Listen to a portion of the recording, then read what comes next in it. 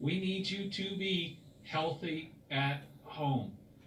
We've talked a lot about the greatest generation and other generations that have had to rise to face challenges. I know it feels like it's been a long time, it's a little over a month, but remember, that greatest generation went through years of what it took to protect this world and to defeat the adversary that they faced. So let's make sure that we're strong enough, even with a little cabin fever, even getting a little antsy, that we do what it takes to protect one another around us. So, healthy at home is number one. Number two is avoid crowds and gatherings of any type. There should not be any mass gatherings for any reason. Remember, that's how the coronavirus spreads, and we're now seeing stories from all over the United States about whether it's a sporting event or another mass gathering, how this coronavirus has spread. Practicing social distancing, knowing when to seek care. You all have done a great job on this. And it's the reason that we feel a lot better about our healthcare capacity.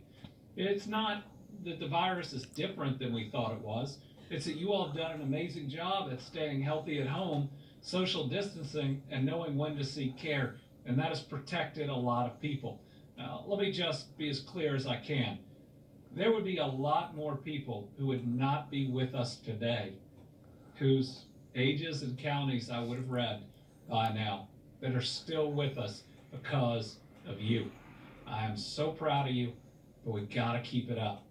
All right, kycovid19.ky.gov. It is updated all the time, and we look at your comments. We hadn't updated the actions that we've taken in the last 3 or so days. Now updated.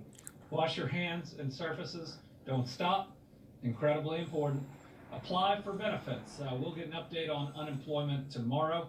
I know some have been waiting for a long time. This is a historic number of claims by a significant factor.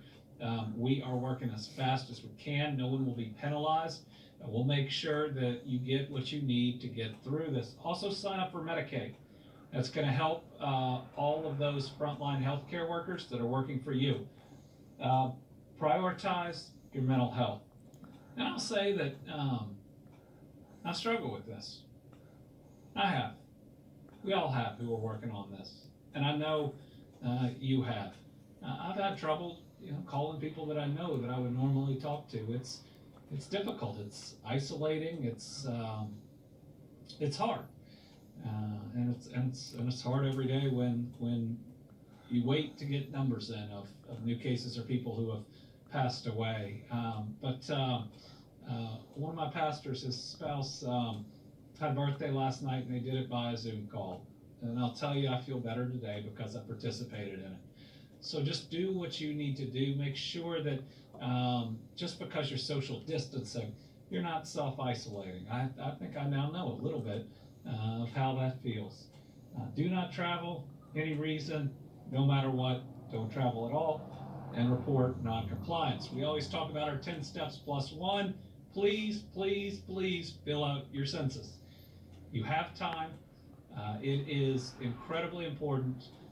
Everybody who fills out the census, it may be worth a couple $1,000s in federal funding that we're going to get. And so make sure that you do that because we're going to need these dollars. It doesn't take long. It's really easy. Please do it. All right. We've also talked about filling up social media with those positive things that you're doing. And I was thinking a little bit and wanted to share with my thoughts about how many heroes and sheroes we have out there on a daily basis. Remember, in this crisis, what everybody does matters. And everybody who makes a good decision does something heroic. And how many of these challenges that face, not every generation, but it's facing ours, how many of them have the opportunity for what everybody does or decides to be heroic? So I thought a little bit about the different types of heroes we have, and I know I'm going to leave some out. We have our healthcare heroes. We talk about them a lot, but we should be.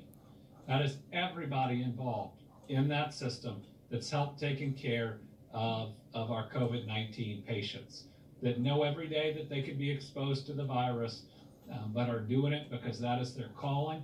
And I got to tell you, we have better results because we have better care and better caregivers than anybody could imagine. These are also our folks working in nursing homes and doing senior living facilities and doing so much. We have our frontline heroes, and this has changed the way that we think about that in this type of pandemic. We have our police, our firefighters, our EMS, our corrections officers. We normally think about them. We have our truck drivers, our utility workers, our grocery store employers, grocery store employees, our janitorial and cleaning staff and custodians. I mean, we have more types of frontline heroes during this than I think we'd ever thought of and appreciated. And then we have our everyday heroes, which is most of you and me together. We have our kids that are sacrificing by not going to school, knowing that they could spread the virus. They're heroes for that sacrifice. We have our small business owners whose doors are closed right now, who again are passing that test of humanity, putting lives ahead of anything else. They are heroes. We have all of those that have had to apply for benefits, that have that uncertainty. They are heroes for their sacrifice. And then we have everybody who every day does the right thing. Think about it. Just by following the guidance, by doing the right thing, by limiting our contacts, just by staying home, right? Just by staying home. Your actions may have and likely did save lives. Well, isn't that the definition of being a hero? So right now we have a state full of millions of heroes and sheroes, millions that are out there, and I say a lot, but I'm really proud to be your governor. So let's look at a little bit of our heroes in action. Okay, so we talked about our healthcare heroes. Here's an example. I mean, look, when you have to go into your work wearing everything that she is, you know how this virus can spread, how aggressive it is, and you also know how deadly it can be.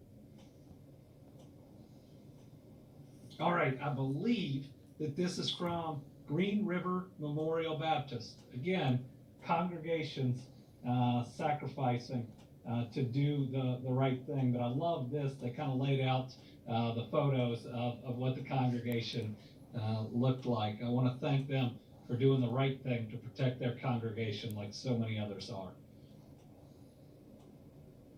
All right, these are our heroes who are missing special moments with people they care about.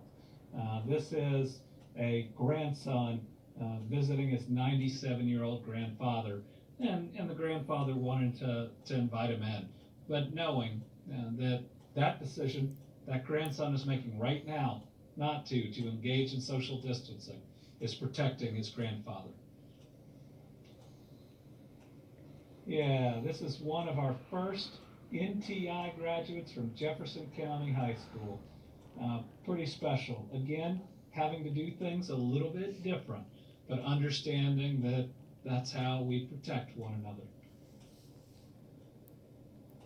All right, this is the Breckinridge County Fighting Tigers senior baseball players, and I enjoy this because this is a little bit of levity.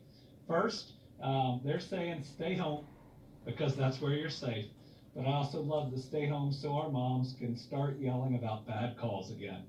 I'm a baseball dad. I've been there.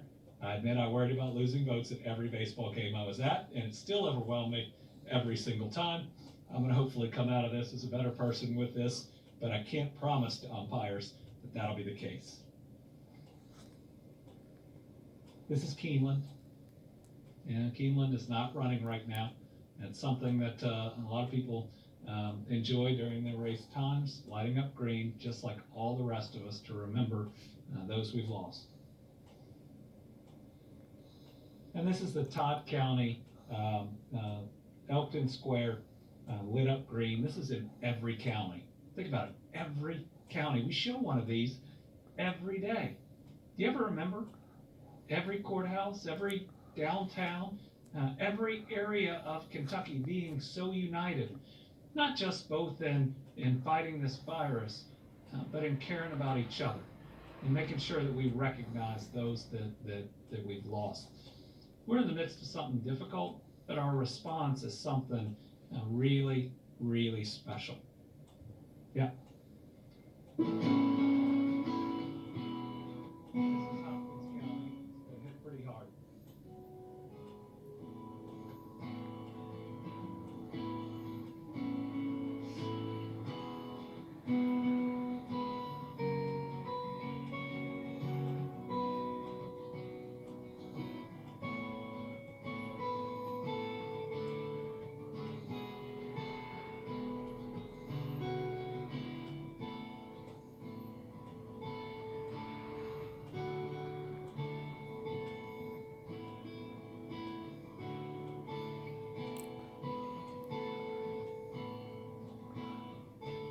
June, I did a little tribute out at the flag and out at the Independence Courthouse for Kentucky. Again, a whole lot of heroes out there, and we appreciate every single one of you. Being a hero isn't supposed to be easy, and so we got to keep it up. But let's make sure that we get the job done and that we protect one another. So yesterday, I forgot the new step that we're taking each time, and that is to make sure that we're including everybody and we learn how to include everybody. We want to come out of passing the test of humanity as better people. And yesterday I messed up in that we did not take the time to learn a little new sign language. So I do remember what we were supposed to learn yesterday, and that is the sign for love. So Rachel, it's love. Love. All right, so for everybody out there practicing, one more time, it's love. And we love the steps you're taking, your commitment.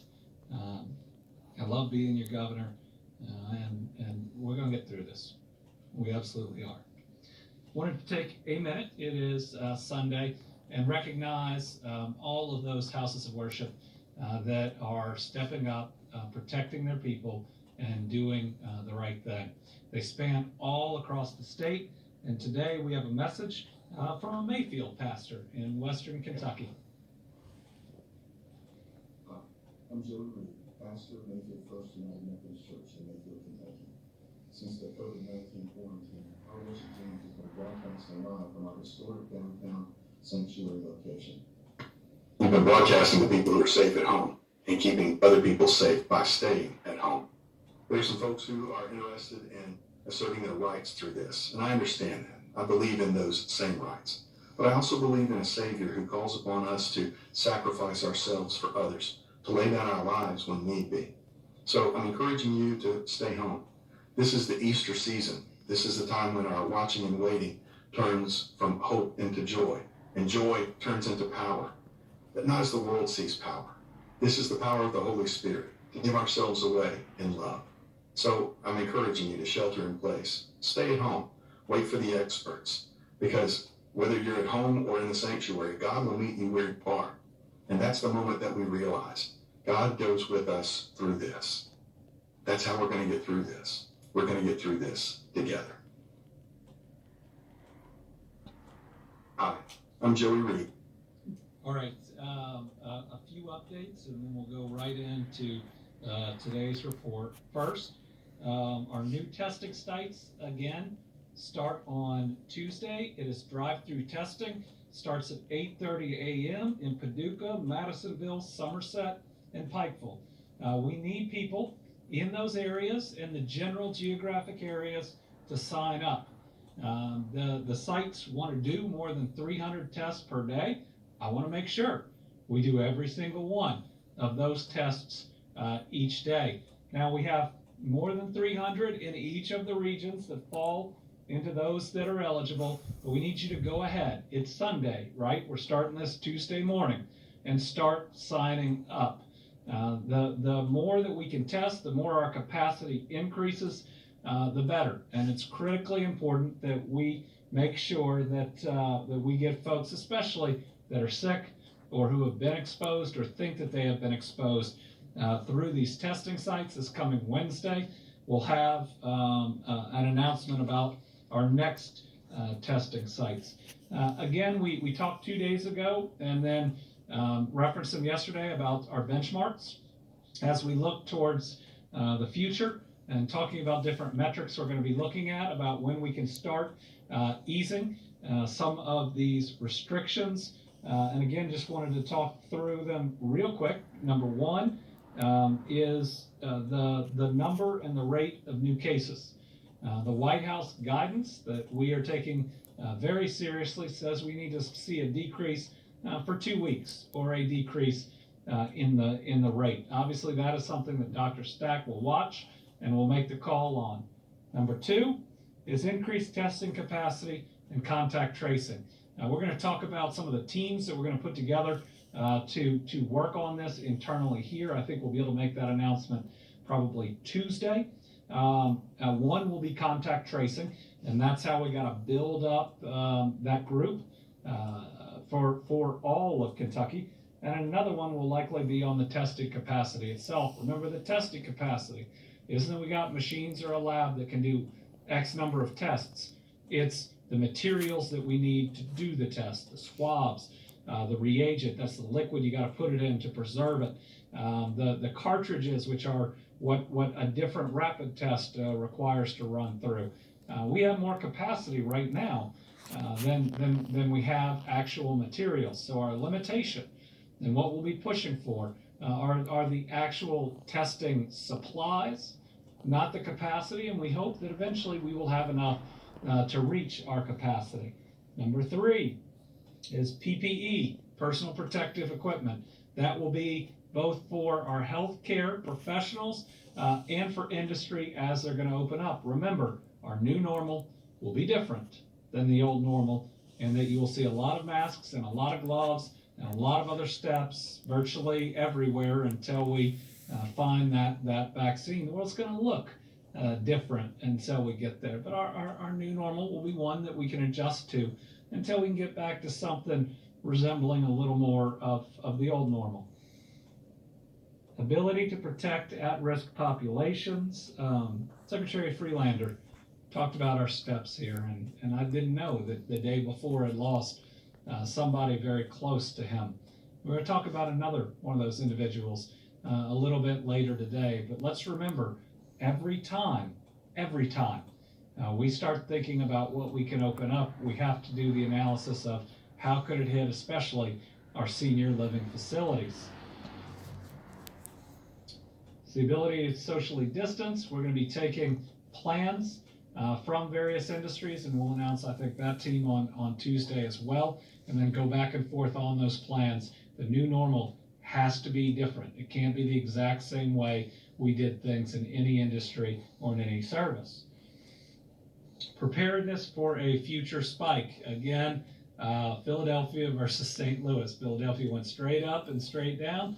St. Louis went up, they socially distanced it. It wasn't nearly as high as Philadelphia, but guess what? There was a future spike, and they lost more people in that. And you're going to start hearing, I think the national news is talking about that today and tomorrow. Our goal is going to be that we know that we have the PPE on hand, that we still have the capacity to make sure that we can deal with that spike. And then the status of a vaccine and treatment.